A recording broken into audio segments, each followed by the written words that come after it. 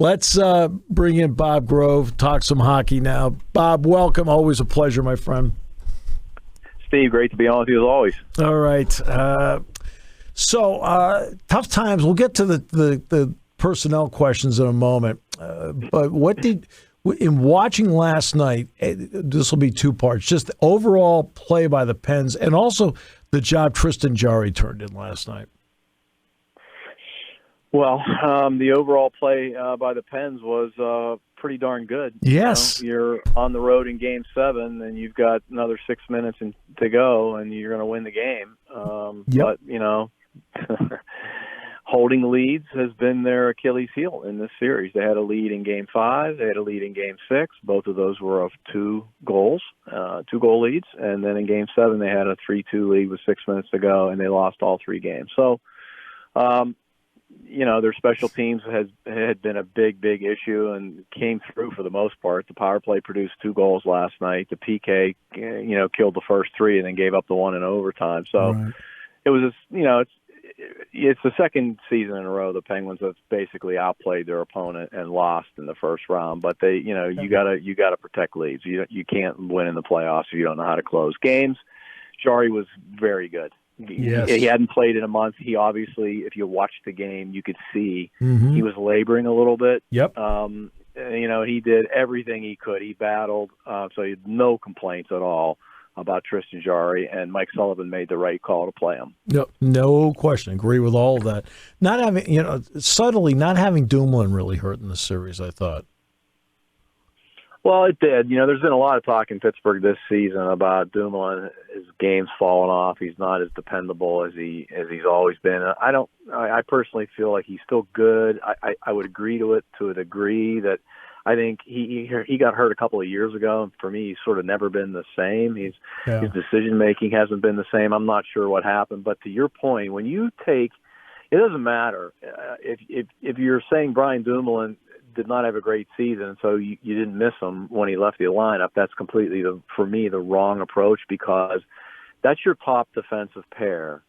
And when Letang and Dumoulin aren't together, the team feels it. And they played Matheson with Letang, and, Matheson is an unbelievable skater and can pull off some great plays, and he can also make some really bad decisions, and he did both in this series. So for me, it was a definite loss. Yeah. All right. So now let's get to the future. Letang and Malkin are both sitting right there and dangling, but they aren't the only ones. They had to make some decisions here. So with Letang and Malkin, what do you think the read is on what the decisions could be there? Well, and you got to throw Brian Rust into this equation. Well, that's why, that was going to be my next question. Yeah, so for Letang and Malkin, Malkin's 36, Letang has just turned 35. Malkin's cap hit is $9 million, and Letang's is $7.5 million. And Letang's coming off the best offensive season of his life at the age of 35. So his new contract is not going to, he's not going to go from 7.5 to 5. Right. Exactly. He's going to get 7 something probably. And can the Penguins, who are up against the cap, and you've heard GM Ron Hextall talk 800 times about how they're up against the cap, and it gives them no flexibility, and they need flexibility. So, I'm sure they've talked to Kris Letang. There have been various reports that the team has had both conversations with Malkin and Letang, and that they're not really close. How much truth there is to that, I don't know. Malkin is probably he's gonna have to come down from a $9 million cap hit, but this gets into 2 segments, Steve. It's not just the amount of money.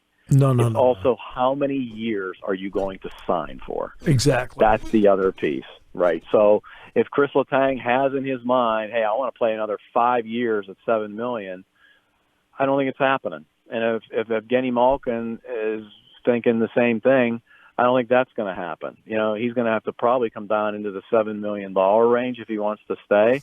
But until you get inside these guys' minds and know personally what it means to them to stay here or move on, it's really hard to say. But I could see, quite frankly, the Penguins losing both of them. All right. So now let's get to Brian Rust. higher priority? Well, a lot of people would say, look, if you can't sign Letang and Malkin, lots of money left over for Rust. I generally agree with that. Rust is not as old, obviously. He just turned 30, and he's had another great year. And if it weren't for some injuries, his numbers would always be better, than they were. Now, that said, I thought the last month and a half, 2 months of the season, he didn't really play all that well. He was okay. He was all right, but he didn't. And in this series, it's kind of the same, So this is the biggest contract Brian Rust is ever going to sign in his entire career. Right. This particular contract. So if the Penguins are willing to move from the 3.5 he's making, which they will be, to a different number, he's going to land for me at $5.5 to $6 million a year. And if the Penguins can't stomach that, I think they should really give it a lot of consideration because he's a terrific player. But he's going to want term again. He's not going to sign a 3-year deal. He's going to be looking for 5 or 6 years at that kind of money. So how does Ron Hextall and how does the Fenway Sports Group, how do they feel about that? We'll find out here in the next couple months. Well, I would have been able to predict what the Fenway Sports Group would do 5 years ago. Now I can't. Okay. Yeah. Ever since Mookie Betts got traded, I can't tell you what they're going to do. I know it's tough, but I mean, when Letang and Malkin, their ages make this completely different than Rust, right? Right. So exactly. it's Rust's motivation. So Rust is from the Detroit area. What if the Wings, say to him, "Look, whatever the Penguins offer you, we'll beat it," and he goes home to play? I mean, I'm just throwing out scenarios. Sure. I had no idea. So it's really hard. It's hard to know. And if the Penguins lose 2 or all 3 of those guys, now they suddenly have the cap flexibility that Ron Hextall has wanted all these years. And so they'll go out and sign some players who aren't 35 and 36 and 30, right? They'll go out and sign guys who are 26 and 27. That'd be my guess, to try and build back, before Sidney Crosby's next contract ends in 3 years. All right. Also, I believe Casey DeSmith is a free. Is he a free he needs agent? A contract. Yeah. Yes, he does. Evan Rodriguez needs a contract. He had a big goal last night to look for a long time, like it might be the winner. Right. They've got other guys. Yes, but the thing is, if you're the Penguins, that stuff will work itself out. It's a trickle down. You got to make your decisions on the big guys, and then once you make those decisions, then how all the other folks come in. Because Rodriguez made $1 million this year, right? And he was almost a 20-goal scorer in the league this year. He'll be looking for a lot more money. Right. I thought Letang put together a really good season. Really good. He's such a rudder for everything they do, and all, whether it's killing a penalty, being on the power play, or even strength. I know what his age happens to be. How do you prioritize these guys? I mean, just you. How do you prioritize these guys? Because, you talked about years. Years are going to be important. Right. Well, it becomes hard when, as you look at it, you try to factor out the emotion, right? So, in the fairy tale ending, everybody stays and they all end up as Penguins right. for their entire careers. Okay, but that's not going to happen. Right. I don't see that in the cards. Letang has so many minutes that you can easily make the case that he's the guy you need to spend the money on if indeed you can get him at the term and the price you want. The minute Kris Letang leaves, Penguin fans who don't appreciate him right now are going to have a different appreciation for him next season, because you take those 27 minutes a night and you give them to somebody else, and you're going to see it's not the same. I mean, this guy is in such great physical condition, and they can lean on him at important times of games, and that's all gone the minute he leaves. And they don't have a player on their roster who can step in and eat those kind of minutes. They just don't. And then there's the business part. I'll give you the quote from Bill Walsh, and he's talking to Harrison. He's talking to Randy Cross, and Randy Cross was up for a contract, and he looked at Randy Cross and he said, "Look, you want a 5-year deal. I think you've got 2 great years left in the NFL. 2 great years left. I only want you for the 2 great years."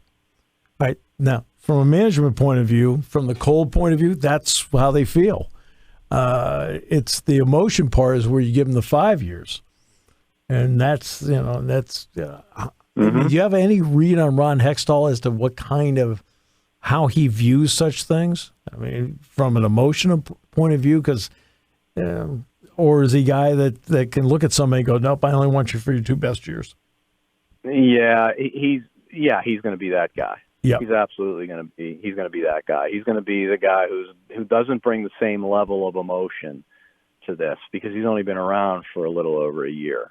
I mean, so he doesn't have that kind of emotion invested in Geno and Letang staying with the Penguins forever. Right. And he's gonna look at the age of the team. He's going to look at the number of prospects that in his eyes they don't have coming through the pipeline. Right. And he's going to say, I need this cap flexibility, and we can kind of retool our team. And you all know that he and Brian Burke want the team to have a more physical edge, and that you can go out and you can sort of accomplish this once you have all this kind of salary freedom to go do it. So I think he would be a guy that would say to either one of them, yeah, give me 2 years, but I don't. Right. Steve, these guys aren't going to take 2 year contracts or 3 to match what Sid has. It's not going to happen. So in the real world, I could easily see them losing both of those guys, and then Russ would be a question mark. So it's going to be an emotional summer for Penguins fans. I thought the Penguins played really well last night. I mean, they were also almost 2-1 on shots on these guys. And I thought they played really well. But you know what, But I didn't feel like John Marino played well last night.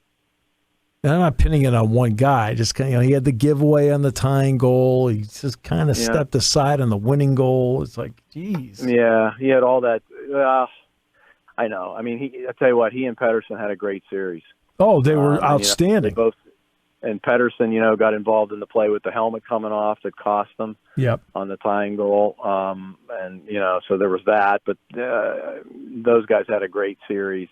And, McGinn made a mistake at the end that led to his penalty, et cetera, et cetera. So you can point to different things. But Marino's arc, his development arc as a player hasn't gone where people expected it would be, now at this point in his career after his rookie season. But I thought I thought those two were their best pair, to be honest with you, in the series. I thought they were really good. You had a lot of 6 and 7 game series in this opening round.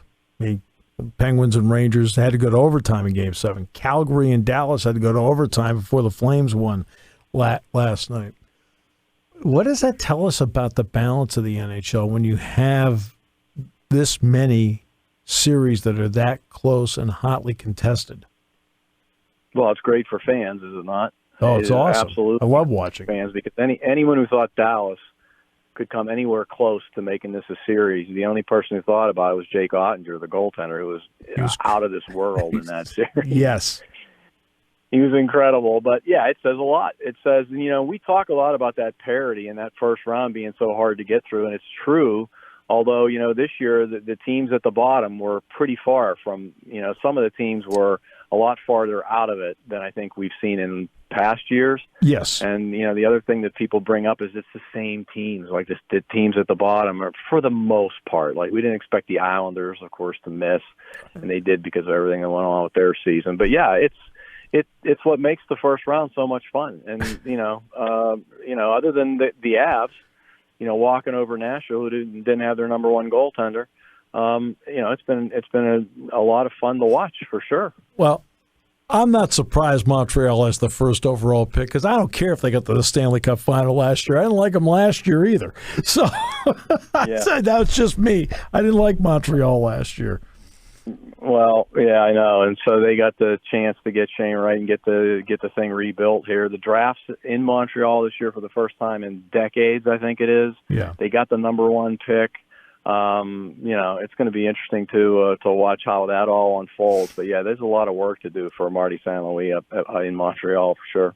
27 Stanley Cups, now we're coming up on will be 30 seasons since they won one. Yeah, their last win was 93. 93 right? With Patrick Waugh. Yeah, and the year the Penguins got eliminated, and when they were the best team in the league, and yep. you're just not used to the Canadians being the worst team in the league. It's just bizarre when you see their name down here. You're like, but that just doesn't look right. I know. But that's where they find themselves. Yeah. Well, no. Growing up in New England, so I'm growing up when it's Orr, Esposito, Hodge, all those guys. And it's Montreal, they got John Beliveau, they got Yvon Cormier, you're going through, and then all of a sudden now they got Larry Robinson, and then they got Ken Dryden. Oh, then they got Patrick White. You're like, these guys have all the time. I remember when Ray Jean Houle, for goodness sakes, was playing with Nova Scotia. We'll call him up. Great. Well, and as you know, for years before the draft, got to being the quote-unquote modern draft, they had first dibs on the guys in Quebec. And all the time. They had so much depth in their organization. They could trade good but middle ground players to teams and get their draft picks. And, they traded with teams who were really bad and ended up having number one and number two draft picks. And then, so it just that system fed itself for so many years. And now their fans are the ones that are consumed with hate. All right. So, all right, Bob, it's always a pleasure. Thanks so much for your time. Thank you, Steve.